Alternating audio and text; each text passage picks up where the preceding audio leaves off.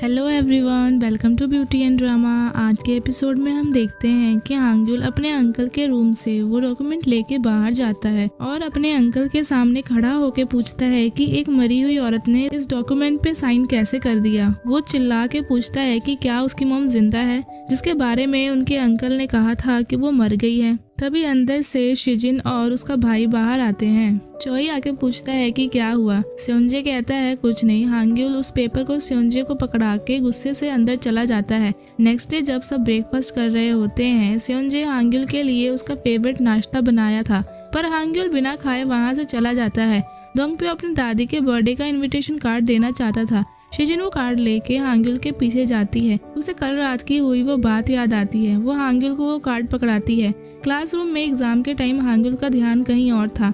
घर जाते ही उसके अंकल उसका वेलकम करते हैं और पूछते हैं अगर उसके मन में कोई बात है तो वो उससे पूछे, पर हांग्युल मन में सोचता है कि अब तक उसके अंकल झूठ बोल रहे थे तो अभी वो सच क्यों बोलेंगे। हांग्युल कहता है वो दोंगप्यो की हेल्प करने जाएगा, इसलिए वो सोने जा रहा है। सेओनजे दुखी होके कहता है कि ठीक है, आराम करो। हांग्युल अब अपनी मॉम से डायरेक्ट मिलके जवाब जानना चाहता था, इसलिए वो अपनी मॉम का एड्रेस पता करता है। इधर चोई मिस यून की हेल्प करने के लिए एक डॉक्यूमेंट फाइल केस के रिगार्डिंग लाता है, पर यून हेल्प लेने से मना करती है। तभी चोई उसकी हेल्प करना चाहता है। यून सोचने लगती है। नेक्स्ट सीन में देखते हैं एक हॉल पूरा खाने से सजा हुआ था, क्योंकि आज दोंगप्यो की दादी का बर्थडे था, इसलिए सारा खाना आज सेओनजे ने खुद बनाया था। विलेज के सारे लोग आए थे। टीचर्स आपस में सेओनजे की तारीफ करते हैं। सेओनजे दोंगप्यो की दादी के बर्थडे का बधाई देता है। वो खाने के बारे में बताता है। जब सेओनजे गालबी मीट ग्रिल करता है, यून उसके पास आके कहती है कि वो उसे रिप्लाई क्यों नहीं कर रहा। वो कहता है कि खाना बनाने में इतना बिजी था कि उसे टाइम ही नहीं मिल पाया। जब वो दोनों रात के बारे में बात करने की कोशिश करते हैं, चोई बीच में अपनी प्लेट ले आता है कि उसे भी मीट चाहिए। सेओनजे कहता है खुद ग्रिल करके खाओ, और यून को कहता है कि हम दोनों कहीं और चल के बात करते हैं। यून उससे हांग्युल के बारे में पूछती है कि हांग्युल अभी कहाँ है। सेओनजे सोचने लगता है। तभी पीछे से एक लेडी आती है जिन्हें उन दोनों के रिलेशनशिप के बारे में पता था। वो चिल्ला चिल्ला के कहने लगती है। सेओनजे उस लेडी को चुप कराने की कोशिश करता है कि यहाँ कुछ ना बोले, पर वो चुप ही नहीं करती। लेकिन दोनों ट्विन लड़के चिल्ला के कहते हैं कि वो तो टूना फिश है ना, टूना फिश का एक ही पीस पड़ा है, चलो खाने चलते हैं, नहीं तो खत्म हो जाएगा। सभी उनकी बात सुन के सेओनजे और यून के पास आने लगते हैं। यहाँ ये लेडी अपने जुबान पे कंट्रोल नहीं करती और कहती है कि आगे का क्या सोचा है, दूसरा बच्चा कब करना है। वो अनाप शनाप बोलने लगती है। यून उसे समझाने की कोशिश करती है, पर वो लेडी अभी भी बोलने जा रही थी। चोई के हाथों से प्लेट नीचे गिर जाता है। वो सदमे में चला जाता है। तभी वहाँ खड़ी वेट नर्स कहती है कि ये तो बोमशिक के मम्मी पापा हैं। यून और सेओनजे अब शॉक हो जाते हैं। तभी मेल टीचर एक और बम फोड़ता है कि मुझे भी इन दोनों के रिलेशनशिप के बारे में पता है। दोनों रात को पार्क में गले लग के खड़े थे, और जब मैंने उन्हें देखा तो सेओनजे अपने पैरों पर गिर के मेरे सामने गिड़गिड़ा रहा था। मेल टीचर कहता है पूरा शहर जानता है तुम दोनों का क्या रिश्ता है। चोई रोने वाला फेस बनाता है। सबको पता लग जाता है कि हांग्युल के अंकल और यून मैम दोनों डेट कर रहे हैं। इधर एक तरफ शिजिन हांग्युल का वेट करती है। तभी दोंगप्यो उसे बताता है कि हांग्युल तो सियोल गया है। शिजिन घबरा जाती है और अंदर सबको बताने जाती है। वो सेओनजे को हांग्युल के बारे में बताती है कि वो सियोल गया है। सेओनजे वहाँ से निकल जाता है। अब हांग्युल सियोल आ गया अपनी मॉम के घर। वो बेल बजाता है। जब उसकी मॉम बाहर आती है, वो हांग्युल को देख के खुश होती है और गले लगाती है। दोनों एक रेस्टोरेंट में बैठे होते हैं। हांग्युल पूछता है जिंदा होने के बावजूद वो उससे मिलने क्यों नहीं आई, उसने उसे अंकल के घर क्यों छोड़ा। उसकी मॉम कहती है कि उस समय वो मैच्योर नहीं थी और छोटी थी, और उसने हांग्युल के लिए पैसे कमाने के लिए सियोल में जॉब करने का सोचा। हांग्युल कहता है वो बाद में भी क्यों नहीं आई। उसकी मॉम कहती है उसके अंकल ने उसे हांग्युल से मिलने ही नहीं दिया। अब वो दोनों के लिए खाने को मंगवाती है। यहाँ फीमेल टीचर जब चोई के असिस्टेंट सोंगते से पूछती है कि वो कुंवारा है तो उसने झूठ क्यों बोला कि वो डिवोर्सी है। सोंगते कहता है उसने ऐसा इसलिए किया क्योंकि चोई को मिस यून पसंद है, और वो उसकी हेल्प करने के लिए मिस यून की करीबी दोस्त से बात करने लगा, जो कि खुद फीमेल टीचर होती है। फीमेल टीचर को दुख होता है और वो वहाँ से चली जाती है। सोंगते को बुरा लगता है।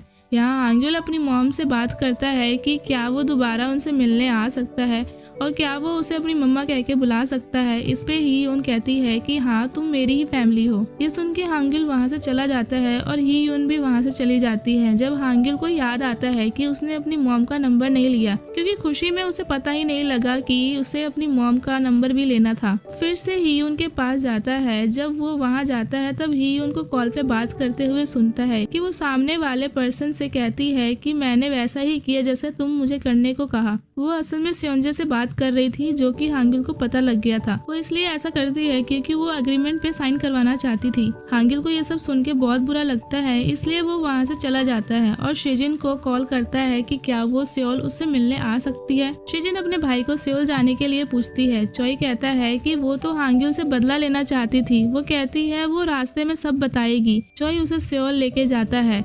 इधर सेओंजे स्टेशन पे बैठ के यून को हांग्युल के बचपन की बातें बताता है। जब सेओल में फंक्शन में बच्चे खुशी से डांस कर रहे थे, पर हांग्युल के चेहरे पर वो खुशी नहीं थी।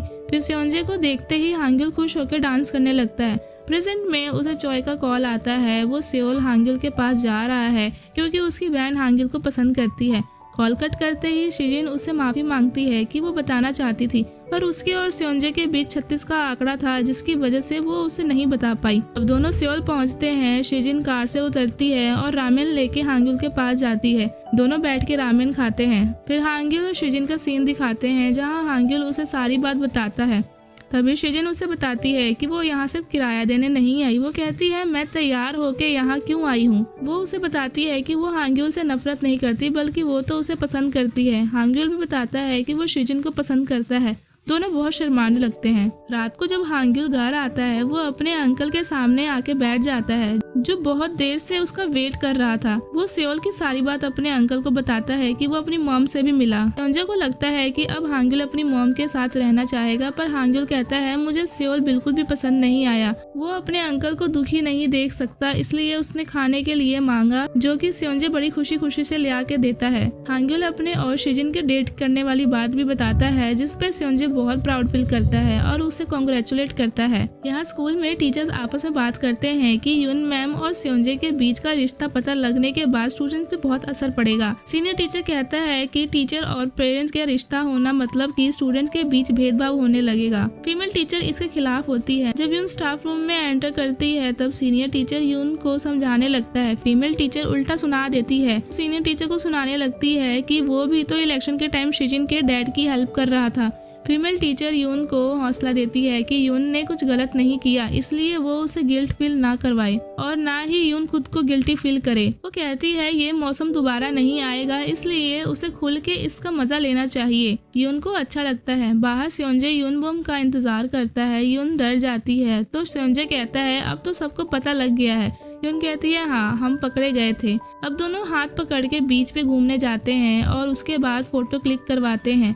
फिर रेस्टोरेंट में खाना खाने जाते हैं। उन्हें देख के वहाँ के वर्कर्स मुस्कुराने लगते हैं। जब ये बात यून की मॉम को पता लगता है तो वो बहुत नाराज होती है कि यून फिर से स्टूडेंट के पेरेंट्स से प्यार करने लग गई है। यून की मॉम कहती है अब मैं खुद यून के पास जाऊंगी और यून को पकड़ के यहाँ लाऊंगी। यहाँ दोनों हाथ पकड़ के रात को यून के घर के बाहर पहुँचते हैं। सेओंजे कहता है मैं तुम्हें दरवाजे तक छोड़ देता हूँ। ऐसा करते करते वो उसे रूम में ले जाता है। फिर जब वो जाने लगता है तब यून उसे पकड़ के रोकती है। सेओंजे कहता है कि शायद यून नहीं चाहती कि मैं यहाँ से चला जाऊँ। यून हाँ ना हाँ करती है। सेओंजे कहता है अब मैं फैसला खुद करूँगा और दोनों किस करते हैं और दोनों एक साथ ही सो जाते हैं। नेक्स्ट मॉर्निंग दोनों उठते हैं। जब सेओंजे बेड से उठने लगता है तब यून उसे रोक लेती है। तभी देखते हैं एक तरफ यून की मॉम इस शहर में आ गई है और ये एपिसोड यहीं खत्म हो जाता है। देखने के लिए धन्यवाद। Thank for watching.